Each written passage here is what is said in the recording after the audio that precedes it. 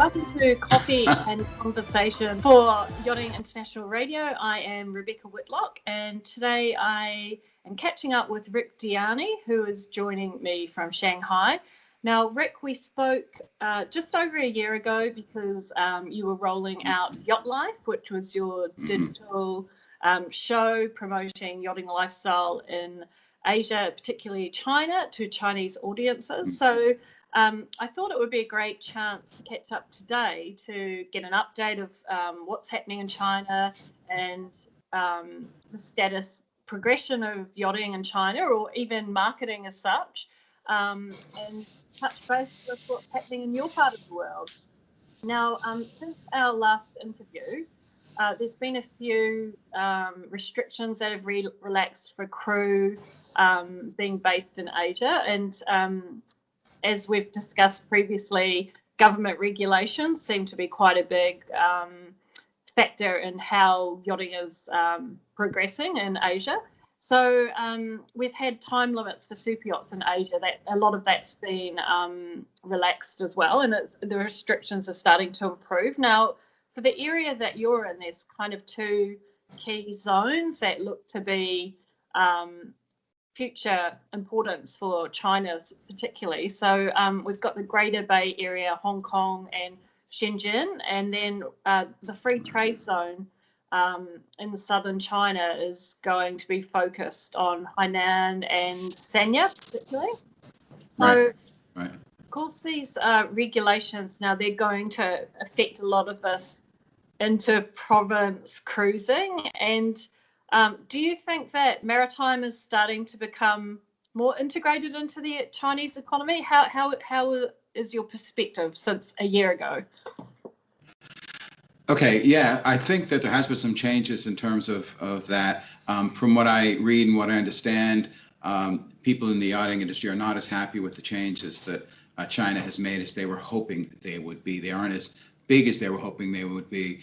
But there are things like in the free trade zone, there's no tax if you buy a yacht and you keep it in Hainan and use it for chartering, from what I understand. But there is tax if you sell it, but you don't pay the tax until you make the sale. And again, I wasn't clear what the tax was. It's below 15% from what I understand, but in some areas it's 42%, I guess, outside of the free trade zone. So I'm not sure how that actually shakes out. But I understand there's still a lot of restrictions that you can't take a yacht overnight. It's only day boating out of Hainan, which certainly puts a crip into any kind of really yachting lifestyle. Of course, yeah, because this is also a huge flow-on effect for chartering, and so if people are purchasing a yacht, there's a difference between just straight private ownership and then purchasing your yacht and chartering that out. And so that's part of the regulations and needing to relax it so it's more accessible for potential customers to be able to take a yacht out and stay on a yacht. I mean, here in the Med, obviously, it's not uncommon for 2-week charters or more. And so this is something that is going to impact the growth of particularly yacht charter in Asia as well. If we don't if we don't get relaxing of these regulations. Now, do you think because there's been quite a huge investment, particularly in Hainan, and businesses setting up. I've noticed a few yachting companies now have offices down there. And so do you think that Western yachting media is doing enough to push destinations in Asia? Perhaps, for example, Sanya. I know that, it could be a case of the chicken coming before the egg. Do you think that maybe we're hesitant to promote it because the infrastructure and the facilities for yachting aren't quite in place yet? Well, yeah, from what I understand, I mean, there's the facilities are there, but it's the regulations for bringing, like if you're visiting yacht, I understand it's a little bit more complicated coming into China and into Hainan. Again, I was watching some videos, people more in the know than me talking about this issue, and it seems like it is getting a little bit more open to that. Hainan itself is, and particularly the southern part of the island is very, very luxurious. A lot of, resorts, and it's really, really popular with Chinese people. So during COVID, it was one of the few places people could go, and it's hard. It has been hard to even get a room there. So it's very expensive. It's much cheaper to go to like Thailand or really anywhere else. It's one of the more expensive destinations if you want to take a holiday. So there's a lot of demand for it still. Right. But once COVID lets up, then Chinese people will travel outside, and hopefully things can open up there a bit for other people to come in. Yeah, of course. And now that's one of the questions that I actually wanted to approach with you, Ric, and it's quite a frank question that I haven't seen yachting media sort of tackle yet. Now, much of the Western world, we've still got signs of the pandemic. Countries are in lockdown. We've got huge travel restrictions. We've had a lot of postponement or cancellation of boat shows. And the news that I'm seeing here, as you know, I'm based here in France, is probably vastly different than what you see daily in Shanghai. And so can you just give me an indication of how your experience has been in Shanghai during last year, particularly, and also how do you find China is so quick to adapt and bounce back? So can you give us just some more insight of your impression being there and being based in China itself? Yeah, without getting too political, I think China did a very, very good job of catching the virus in the early stages. It didn't really get much outside of Wuhan, but again, we've had outbreaks that happen around the country. And as a matter of fact, just this last weekend, my wife does networking events, business networking events, dinners and afternoon tea events, and they were canceled because of a suspected case of COVID at one of the hotels that she works with. So we still get that every once in a while, but they quickly get on it. So a few months ago, there was an outbreak of COVID at the Shanghai airport, and they instantly shut the airport down and held all 17,000 people that were in the airport, tested them within 24 hours, and made sure that nobody had COVID, and then they opened it up again. So they're very, very efficient at, addressing any threat and making sure that it's controlled. So the mayor came out, just yesterday and said, we're safe in Shanghai, don't worry. So people are back out. But there, there are precautions. But they basically had the goal of isolating and eliminating the virus in Wuhan and wherever it popped up, and they did that successfully. And then we've been able to successfully keep it out. So inside China, it's sort of like a bubble. We have parties and restaurants and everything's I'm jealous. Booming. Yeah, it doesn't. Yeah, the only thing is you can't leave, right? So if you leave, you 14 days quarantine when you come back. So there's not a lot of travel in and out of China, but within China, it's pretty much normal. Yeah, of course. And now aside from the travel restrictions, China, the yachting sector has always had a few challenges anyway. As you mentioned before, we've got this high import tax that has always sort of been quite a dominant presence over yacht sales. We've had less infrastructure and facilities, so limited berths, and of course there's been a lack of qualified crew that are up to the standard of perhaps the super yacht sector, and changing regulations. So it's changing all the time, and it's quite difficult to keep up with the regulations and what's happening in different areas, as you know, especially for Hong Kong, and then a boat to go over to Shenzhen. The regulations between the different zones are quite complicated for someone that is perhaps based in the Med or the UK or Northern Europe. So now I've seen quite a lot of positive ripples and initiatives, particularly focused on building marine tourism in China. So, the whole yachting lifestyle, they seem to be doing quite dedicated push for that, and penciling in these developments for marinas.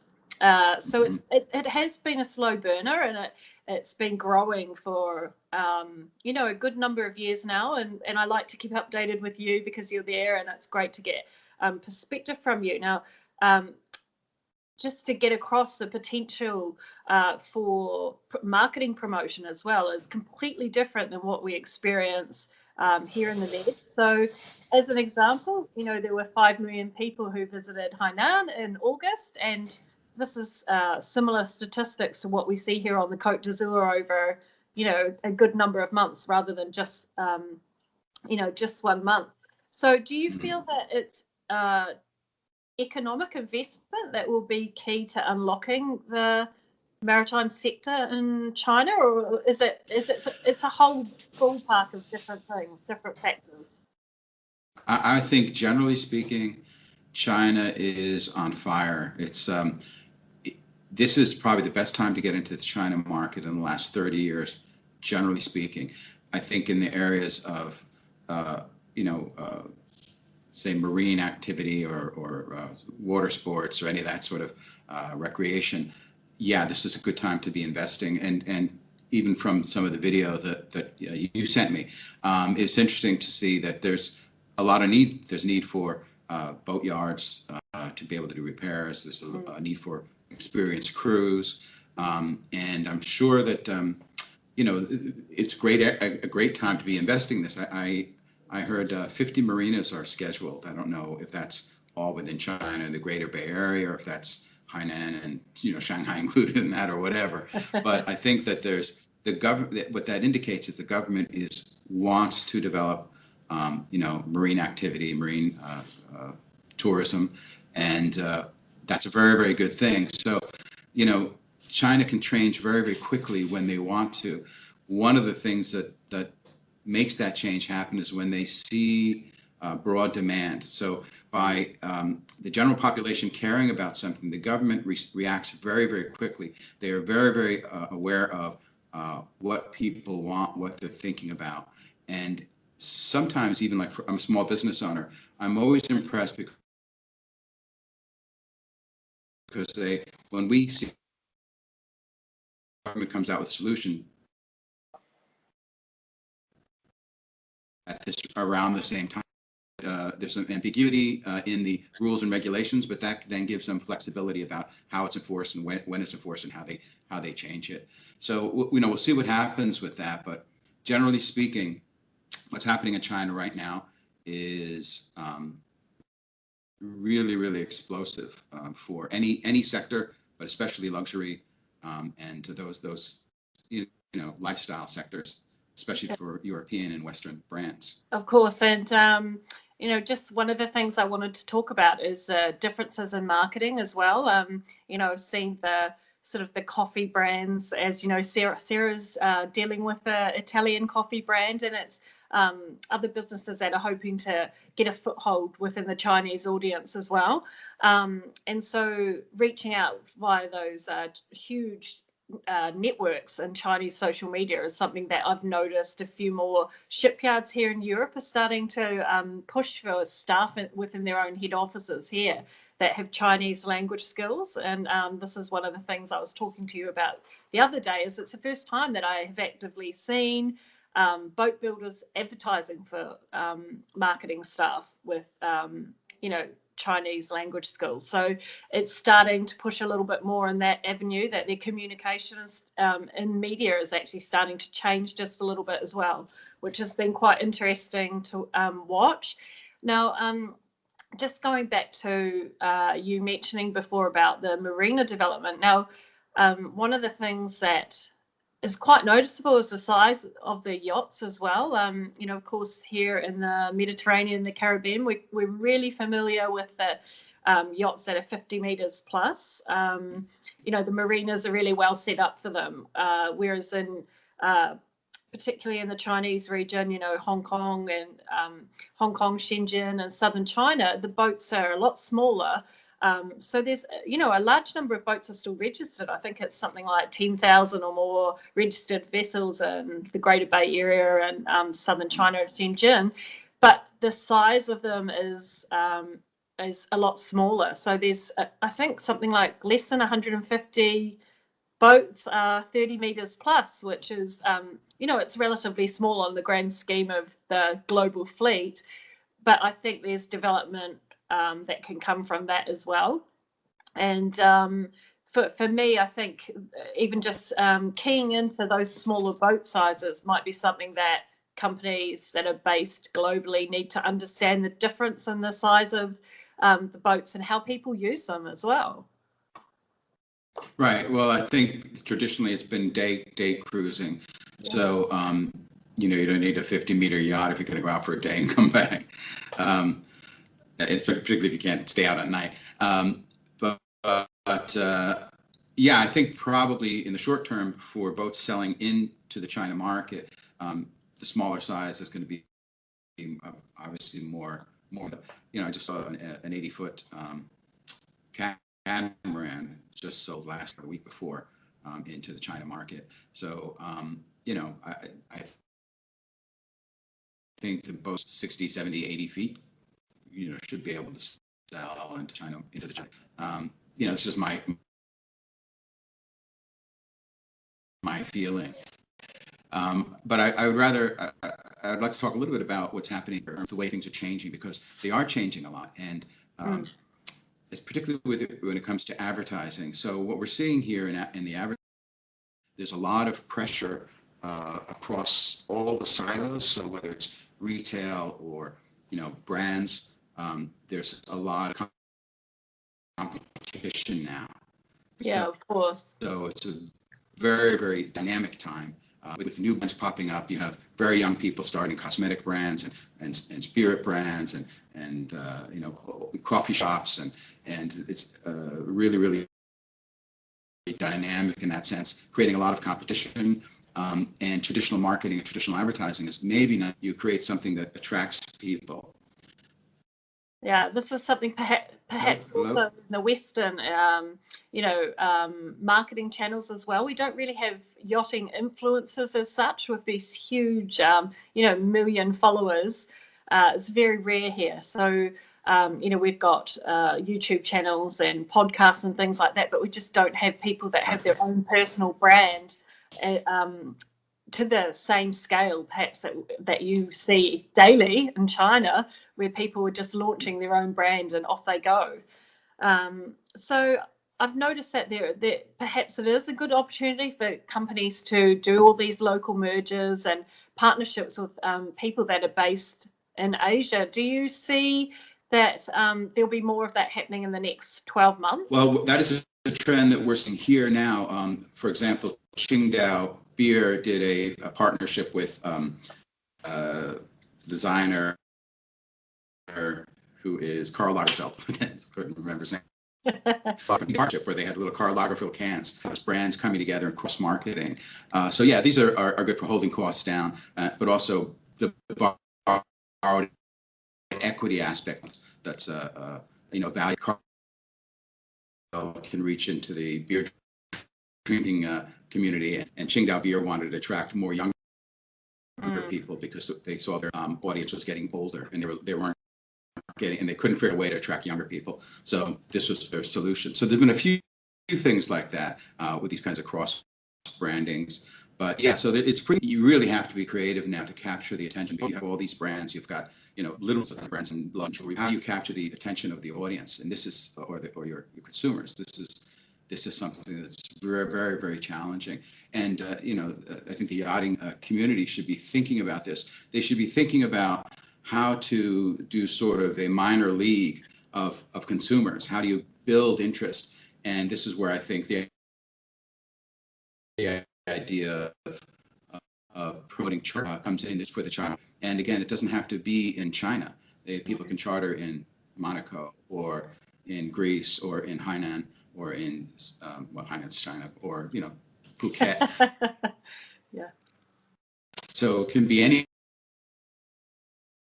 anywhere, but build demand, right? People who the boats, and also will be changing probably faster than people think they will. If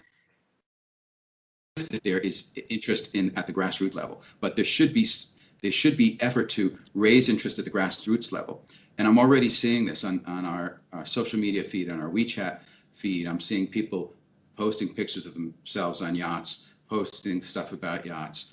At an event we went to a couple months ago, I met a young woman who's an executive at a insurance company, and she had spent 6 weeks free diving in Thailand.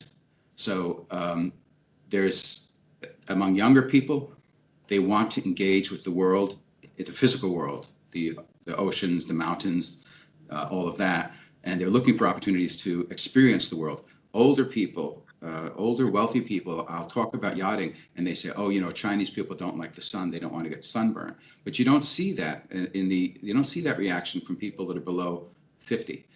So people in their 40s and 30s are much more adventurous, and they want this kind of unique experiences that they can get from adventure travel or from something like yachting. So I think that the time is now to start really trying to develop this audience and this consumer base.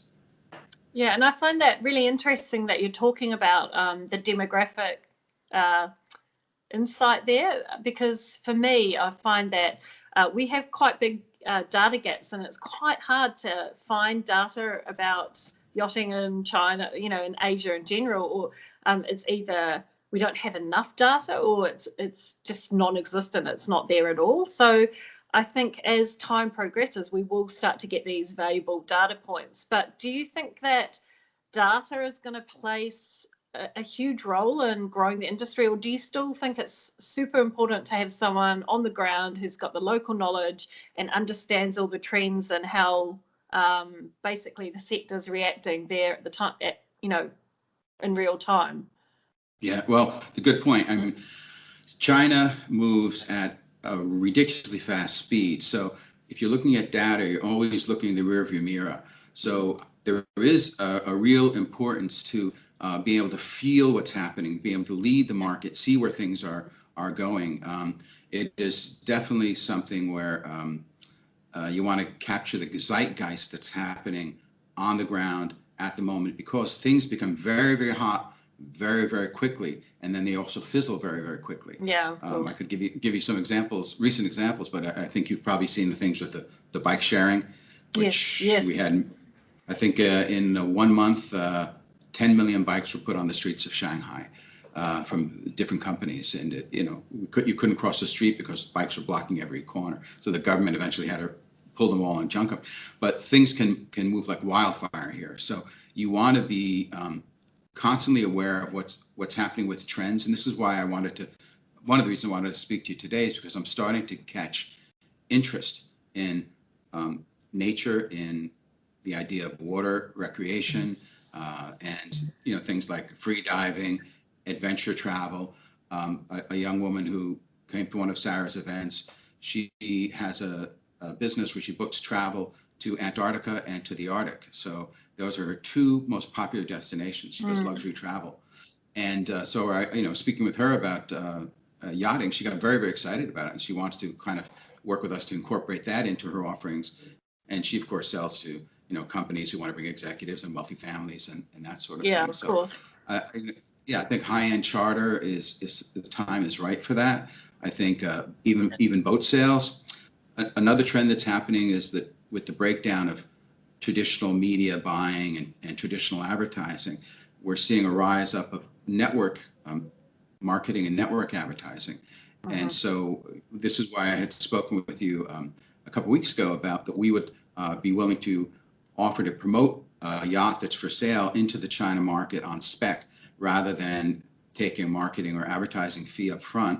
I believe that advertising and marketing people are going to have to be able to offer value and then make their money based on the value they actually bring. This is the trend that we're seeing from big agencies cutting deals with multinational corporations, and I think we're going to see it kind of filter all the way down, that you really are going to, advertising and marketing and sales are going to merge into something new, and it seems to be happening in China.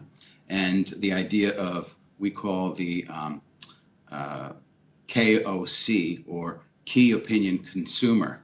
So we, instead of a KOL, key opinion leader, Yes. key opinion consumer. And these are consumers that help you sell, right? And so again, this comes into this idea of selling through network and getting your story out there that way. And content plays a big part of that.